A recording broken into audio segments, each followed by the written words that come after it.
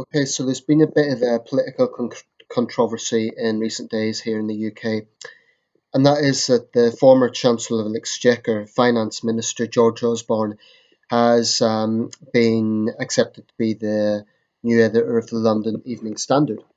This is an old established right wing newspaper, London based, but quite a big circulation. Um, and It's created a considerable amount of controversy because he has not resigned as an MP. He is the MP for Tatton in Cheshire. Um, to my international viewers, MP, Member of Parliament, actually every elected politician in Britain is an MP. It doesn't matter what ministerial rank they are. Osborne is one of our most prominent politicians. He served as Chancellor for 6 years under the Cameron administration. He's still only in his 40s, and the reason this has created controversy is that it's seen as a blatant conflict of interest. Now, to be fair, a Tory Chancellor editing a right wing paper isn't particularly surprising. And prior to his work as an MP, as I understand it, he had worked on the Daily Telegraph. It's relatively common for parliamentarians to cross over into the world of journalism and journalists to cross over into the world of politics. Happens quite a lot. It's happened throughout British history, and I imagine it's similar in other democratic countries.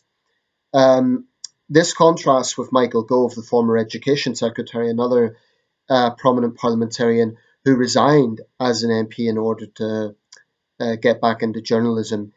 He's not a national editor, but he was the first British journalist to secure an interview with Donald Trump. Um, Osborne's been on the defensive. He sort of dismissed questions. So here's my take on it. On one hand, the Standard is going to be biased anyway because all national papers are. So it's a right wing paper. It's biased in that sense. So I'm not sure if it'll make a great deal of interest with Osborne editing it or not. But when he is still an active legislator, he might be a backbencher, but he still has the power of voting on legislation. That does create serious questions about conflict of interest. It's not that Osborne is at the moment in a senior position in politics because he's no longer even in the cabinet.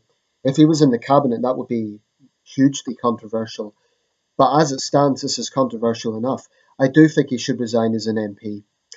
And the thing is, my take isn't, I actually have no problem with politicians taking on other jobs.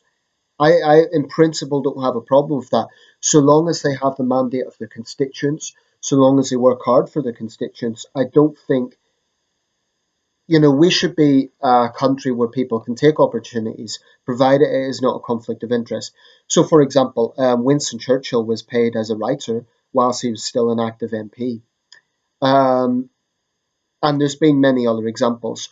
I don't think there is anything wrong with someone using all their talents or all their endeavours, so long as there's not a conflict of interest. Now, there's other areas, say you're sitting on a business board and then you're in a government panel to decide business legislation, then that's obviously going to be a conflict of interest. So I do think he should resign, and I think he needs to understand that it's going to come across as pretty arrogant to just disregard this. There's also a practical point. I don't know how the man sleeps. I mean, I've heard some sources saying he has 6 jobs. I have to say I haven't seen what the resources for those other 4 jobs are. Um, I've seen some sources saying he has 3 jobs, he has 6. Clearly, Mr. Osborne is someone who's a workaholic. In a politician, that's not necessarily a bad thing. But the point is, he is still an active politician and he's only in his 40s. So it's conceivable that at some future point he may well be in a cabinet. It's happened before. Um, Arthur Balfour was Prime Minister. 15 years later, he served as Foreign Secretary. So it does sometimes happen. And that's problematic because if he is editing a national paper, it's London based, but it's a big circulatory paper. Um, I should say a London paper. It isn't really available elsewhere. But the point is, I mean, certainly Labour figures in London have been very wary of this. Chuka Umunna has been outspoken in his criticism of it. I don't know if Sadiq Khan has made a comment yet, but what Osborne should do, at least, is reach out to the Mayor of London, who's Labour, to reassure him that there won't be political bias in his editing. Now, like I say, now these big papers are biased anyway. So, but when you have a former chancellor, when you have a former senior cabinet member, in fact, the second most powerful person in the country, editing a national paper, I can definitely understand why there's controversy around this. I do think Mr. Osborne should resign as an MP. There's nothing to say he can't come back as an MP later on. Now, some people say, I've seen the argument that I've seen two arguments. One person said that this was in a forum I was looking at. One guy said it's up to his constituents to kick him out or not. Another person made the point it's a safe seat, so it's going to be very hard to kick out Osborne anyway. I sort of see both sides. I think if his constituents are very unhappy about this, then he should resign. Because after all, we're meant to be a representative democracy, and it doesn't matter how high you are in government or where in government, the constituents actually come first in that sense. So, in the sense of being the people who put him there. So it's. I think it also comes across as almost elitist because people think it's kind of nepotism and a job for the boys. Now, Osborne has said it's important to have people from a range of backgrounds in politics. I agree with that. He also said that people with senior ministerial experience can contribute to Westminster, but the point is, it is a conflict of interest, and there really is no escaping that. So legally, I don't know if there's anything that can force him to resign, but you know, he has to understand how this comes across. So, summed up, I don't think there should be a law saying politicians are only allowed to be an MP. I think that's a little bit restrictive because, after all, no other job would that be. There's no other job, as far as I know, which says you cannot do another profession.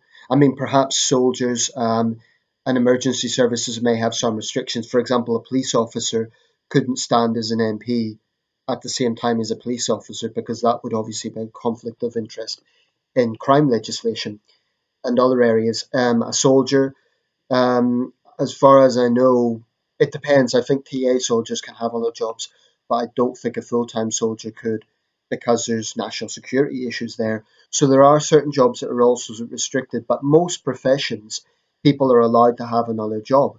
And I don't think there's fundamentally anything wrong with that, provided that they are putting into the work, with other jobs. I think constituents would take a dim view if he was kind of seeing his MP work as secondary. Having said that, Osborne does have a big majority, and that means he has a mandate as an MP. So let me know your thoughts. My personal view is he should resign as an MP, but I I'm not against the idea of politicians having another job. Just on this occasion, I think it is a blatant conflict of interest. If it was something else, let's say, for example, he was writing books on history or something like that, I think that would be a different matter because that's a personal endeavour. But editing a newspaper is quite different. Um, so that's problematic. Let me know your thoughts.